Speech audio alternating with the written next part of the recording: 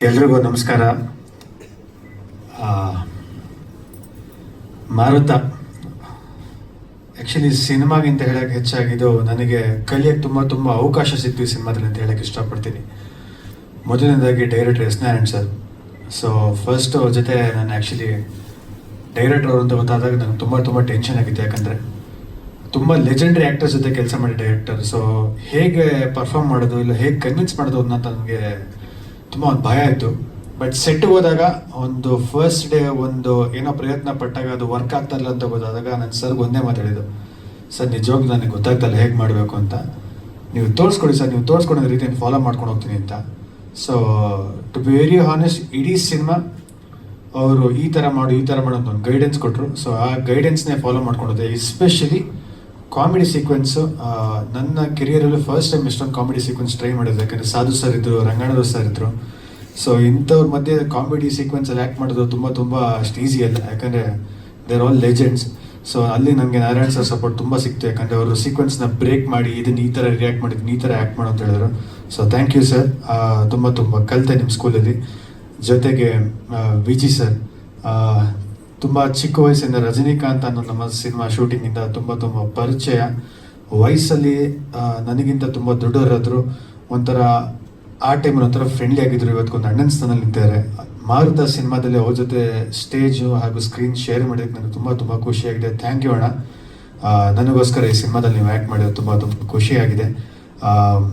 ಜೊತೆಗೆ ಇವತ್ತು ಈವೆಂಟಿಗೂ ಬಂದು ಸಪೋರ್ಟ್ ಮಾಡ್ತಾರೆ. It means out. ಯಾಕಂದರೆ ಇವತ್ತಿನ ದಿವಸಕ್ಕೆ ಕನ್ನಡ ಇಂಡಸ್ಟ್ರಿಯಲ್ಲಿ ಒಳ್ಳೆ ಸಿನಿಮಾ ಮಾಡಿ ಚೆನ್ನಾಗಿ ಥಿಯೇಟ್ರಿಗೆ ಕಟ್ಸೋದು ತುಂಬ ಕಷ್ಟ ಆಗಿದೆ. ಏನಕ್ಕೆ ಅಂತ ಹೇಳಕ್ಕೆ ಇಷ್ಟಪಡ್ತೀನಿ ಅಂತ ಹೇಳಿದ್ರೆ, ಕೆಲವು ಸತಿ ಡೀಸೆಂಟ್ ಆಗಿರೋ ಸಿನಿಮಾನು ಇಲ್ಲ ಚೆನ್ನಾಗಿರೋ ಸಿನಿಮಾನು ಚೆನ್ನಾಗಿದೆ ಅಂತ ಜನಕ್ಕೆ ಹೇಳಿ ಪೋರ್ಟ್ರೇ ಮಾಡಿದಾಗ ನೆಕ್ಸ್ಟ್ ಚೆನ್ನಾಗಿರೋ ಸಿನಿಮಾ ಇದ್ದಾಗೂ ಥಿಯೇಟ್ರಿಗೆ ಜನ ಬರೋದು ತುಂಬ ಕಷ್ಟ ಆಗಿದೆ. ಯಾಕಂದರೆ ಜನಕ್ಕೆ ನಂಬೋದು ಕಷ್ಟ ಆಗುತ್ತೆ ಯಾರು ಚೆನ್ನಾಗಿದೆ ಅಂತ.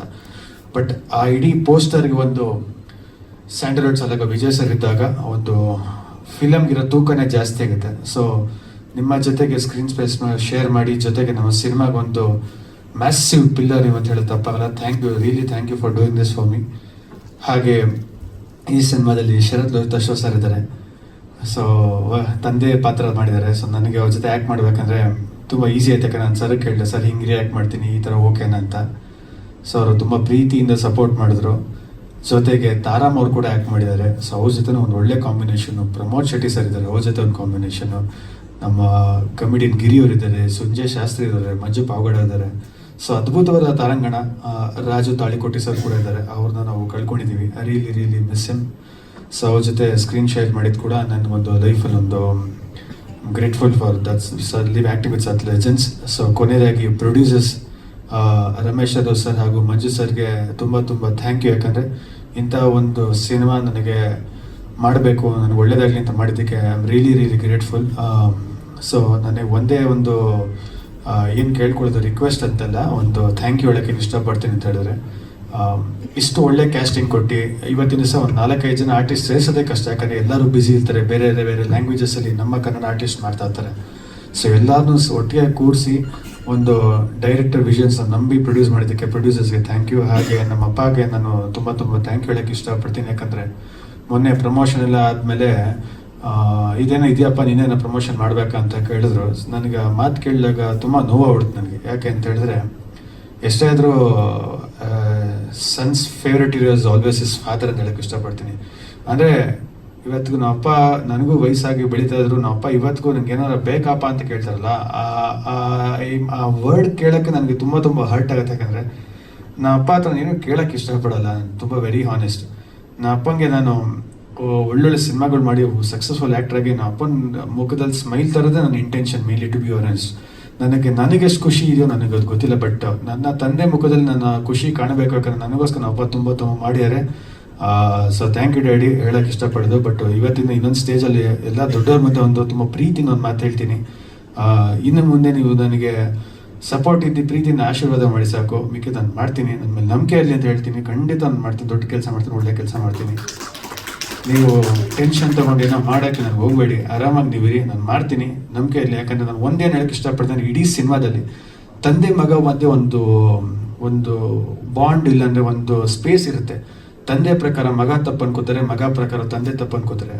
ಬಟ್ ನನಗೆ ಯಾವಾಗಲೂ ನಾನು ನಂಬೋದೇನು ಅಂತ ಹೇಳಿದ್ರೆ, ನಿಜವಾಗ್ಲೂ ಮಗಂಗೆ ಒಂದು ಇಂಟೆನ್ಷನ್ ಇದ್ದಾಗ ತಂದೆ ಆದವರು ನಂಬಿ ಮಗನೇ ಬಿದ್ದರೆ ಹಿಡ್ಕೋತೀನಿ ಅಂತ ಒಂದು ಗ್ಯಾರಂಟಿ ಕೊಟ್ಟರೆ ಸಾಕು, ಮಕ್ಕಳು ನಾವು ಖಂಡಿತ ಒಳ್ಳೆ ಕೆಲಸ ಮಾಡ್ತೀವಿ ಅಂತ ಹೇಳಕ್ಕೆ ಇಷ್ಟಪಡ್ತೀನಿ. ಹಾಗೆ ಎಲ್ಲ ಬಂದಿರೋ ಮಾಧ್ಯಮ ಮಿತ್ರರು, ನನ್ನ ಸ್ನೇಹಿತರಿಗೆ ಥ್ಯಾಂಕ್ ಯು. ಹಾಗೆ ನಮ್ಮ ಅನಿಲ್, ಸುಮನ್ ಅವ್ರಿಗೆಲ್ಲ ಥ್ಯಾಂಕ್ ಯು. ಹಾಗೆ ನನ್ನ ಫ್ರೆಂಡ್ ರಕ್ಷಿತ್ ಕೂಡ ಈ ಸಿನಿಮಾದಲ್ಲಿ ಆ್ಯಕ್ಟ್ ಮಾಡಿದ್ದಾರೆ.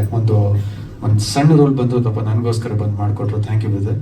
ಎಲ್ಲರಿಗೂ ನಿಮ್ಮ ಪ್ರೀತಿ ಆಶೀರ್ವಾದ ನನ್ನ ಮೇಲೆ ಇರಲಿ. ಯಾಕಂದರೆ ನನಗೆ ಸಿನಿಮಾ ಬಿಟ್ಟರೆ ಬೇರೆ ಏನು ಗೊತ್ತಿಲ್ಲ. ಮೊನ್ನೆ ಯೋಚನೆ ಮಾಡ್ತಾ ಇದ್ದೆ, 10 ವರ್ಷ ಆಯಿತು ಮನೇಲಿ ಮದುವೆ ಆಗು ಅಂತ ಕೇಳ್ತಾರೆ. ಇಲ್ಲ, ಸಿನಿಮಾಗೆ ಕೆರಿಯರ್ ಸ್ಟಾರ್ಟ್ ಮಾಡಿ 10 ವರ್ಷ ಆಯಿತು. ನಾನು 2015 ಆ್ಯಕ್ಟಿಂಗ್ ಸ್ಕೂಲ್ ಸ್ಟಾರ್ಟ್ ಮಾಡಿದ್ದು ನಮ್ಮ ರಂಗಣ್ಣವ್ರಿಗೂ ಅವ್ರ ಮಿಸ್ಸಸ್ ಮೇಡಮ್ ಹತ್ರ. ಮನೇಲಿ ಮದುವೆ ಬೇರೆ ಆಗು ಅಂತ ಹೇಳ್ತಾರೆ.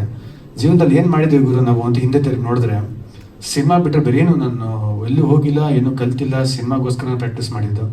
ಸೊ ಸಿನಿಮಾ ನನ್ನ ಉಸಿರು.